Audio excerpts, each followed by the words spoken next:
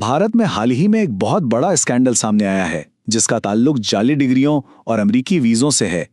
यह मामला सिर्फ भारत तक ही महदूद नहीं रहा, बल्कि इसके असरात पूरी दुनिया में महसूस किए जा रहे हैं और ये भारत के लिए एक हकीकी लम्हा फिक्रिया बन गया है।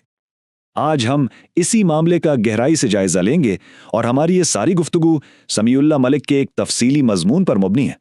समीउल्लाह मलिक अपने तज्जिए का आगाज एक बहुत गहरी बात से करते हैं। वो लिखते हैं, ताकत के सिक्के चलते हैं और इखलाकियात के चिराग मध्यम पड़ जाते हैं।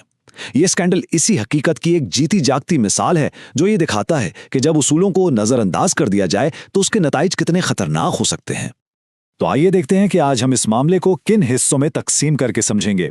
सबसे पहले हम इस स्कैंडल की बुनियादी तफसीलात पर बात करेंगे, फिर देखेंगे कि ये जालसाजी का नेटवर्क कितना वसी था। उसके बाद भारत की आलमी साख पर उसके असरात, निज़ाम की नाकामियों और आखिर में इस वाक़े से मिलने वाले तारीखी सबक पर बात करेंगे। तो चलिए सबसे पहले हिस्से से शुरू करते हैं और ये समझते हैं कि ये तालीमी स्कैंडल आखिर है क्या। अच्छा, तो ये सारा मामला सामने कैसे आया? इसकी खबर सबसे पहले दी कम्यून नामी जरीदे ने दी और इसने भारत के तालीमी और इखलाकी निज़ाम की बुनियादों को हिला कर रख दिया। पता ये चला कि केरला में एक ग्रोह बड़े मुनज़्ज़म तरीके से लाखों लोगों को नौकरियों के लिए जाली डिग्रियां फरोख्त कर रहा था, ना सिर्फ भारत के अंदर बल्कि बैरून मुल्क भी। लेकिन ये सवाल अहम है कि ये नेटवर्क कितना वसी था और ये काम कैसे कर रहा था। आइए इसकी कुछ तफसीलात देखते हैं। देखिए, ये कोई छोटा मोटा गुरोह नहीं था। आदात और शुमार बताते हैं कि उसने पूरे भारत में 10 लाख से भी ज्यादा अफराद को जाली डिग्रियां फराहम की। ये इस मुनज़्ज़म धोखाधड़ी के पैमाने को जाहिर करता है। और इनमें से भी खास तौर पर 36,000 से ज्यादा जाली डिग्रियां वो अमेरिका के H-1B वीजा हासिल करने के लिए बेची गईं। ये इस फ्रॉड के बैनुल अक़वामी पहलू को वाज़े करता है। आप उनकी मंसूबाबंदी का अंदाजा इस बात से लगाएं कि इस गिरोह ने 22 मुख्तलिफ यूनिवर्सिटियों के जाली रिकॉर्ड और मोहरें तक तैयार कर रखी थीं। और सबसे तशवीशनाक बात यह है कि ये जाली डिग्रियां सिर्फ आम शोबों में नहीं थीं, बल्कि मेडिकल, नर्सिंग और इंजीनियरिंग जैसे इंतहाई अहम और हसास शोबों में भी दी गईं। सोचें, इससे इंसानी जिंदगियों और अवामी हिफाजत को कितना बड़ा खतरा लाहक हुआ। इस मामले की संगीनी का अंदाजा आप एक भारतीय निजाद अमरीकी सिफारतकार महविश सिद्दीकी के बयान से लगा सकते हैं। उन्होंने तो यहां तक कह दिया कि चेन्नई में मौजूद कौंसिल खाना दुनिया में H-1B वीजा फ्रॉड का सबसे बड़ा मरकज बन चुका है। अब ये एक बहुत ही संगीन इल्जाम है।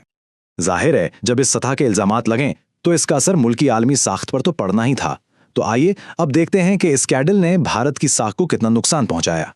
देखें, किसी भी मुल्क का वक़ार उसके इल्म और अखलाकियात पर खड़ा होता है, लेकिन जब तालीमी निज़ाम में ही इस तरह की धोखाधड़ी हो तो आलमी सतह पर बदनामी तो होती है।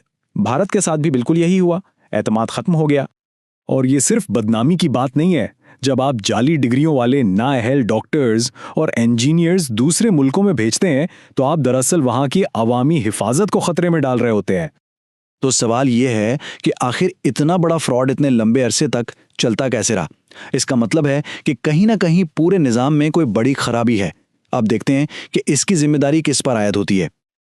और यहाँ पर समीउल्लाह मलिक एक बहुत अहम नुक्ता उठाते हैं। उनके मुताबिक ये सिर्फ चंद लोगों का जुर्म नहीं, बल्कि ये गहरी निज़ामी खराबी और बड़े पैमाने पर फैली हुई गफलत का नतीजा है। यानी ये नाकामी कई सतहों पर हुई। पहले तो हुकूमती सतह पर गफलत बरती गई, फिर यूनिवर्सिटियों का अपना निगरानी का निज़ाम कमज़ोर था, उसके ऊपर करप्शन पर मबनी सियासत ने भी अपना किरदार अदा किया, और यहाँ तक कि बैनुल अक़वामी सतह पर भी शायद इतनी सख्त जांच पड़ताल नहीं की गई जितनी होनी चाहिए थी। तो इस पूरी कहानी से हमें सबक क्या मिलता है? आइए आखिर में इस स्कैंडल को एक तारीखी तनाजुर में देखते हैं और समझते हैं कि इसके असल नताइज क्या हैं। ये स्कैंडल दरअसल एक आईने की तरह है जो मुल्क की अंदरूनी कमजोरियों को साफ साफ दिखा रहा है, और तारीख गवाह है कि बड़ी बड़ी कौमें बैरूनी हमलों से इतना नहीं जितना अपनी अंदरूनी खराबियों की वजह से जवाल का शिकार होती हैं। तो इस पूरे वाक़े का जो निचोड़ है या जो बुनियादी सबक है वो क्या है? पहली बात तो यह कि कौमी तरक्की सिर्फ सरकारी दावों से नहीं होती। दूसरी, खुद एहतसाबी बहुत ज़रूरी है। तीसरी, मजबूत इदारे ही साख की बुनियाद हैं। और आखिरी बात, अगर मुल्क अंदर से मजबूत हो तो बैरूनी खतरात इसका कुछ नहीं बिगाड़ सकते। तो फिर आखिरी और सबसे अहम सवाल ये पैदा होता है कि किसी भी कौम की हकीकी तरक्की का इन्हिसार आखिर किस चीज़ पर है? जवाब बहुत सीधा और वाज़ेह है।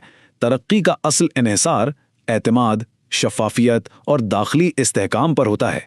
اگر یہ 3 ستون کمزور پڑ جائیں تو پھر بڑی سے بڑی عمارت بھی گر سکتی ہے۔ تو یہ تھا بھارت کے تعلیمی نظام میں حالیہ بحران کا ایک جائزہ۔ سمیع اللہ ملک کا یہ تجزیہ ایک اہم یاد دہانی ہے کہ کسی بھی ملک کی اصل طاقت اس کے اداروں کی مضبوطی اور اخلاقیات میں پناہ ہے، اور یہ ایک ایسا سبق ہے جو صرف بھارت کے لیے نہیں بلکہ دنیا کی ہر قوم کے لیے سوچنے کا مقام ہے۔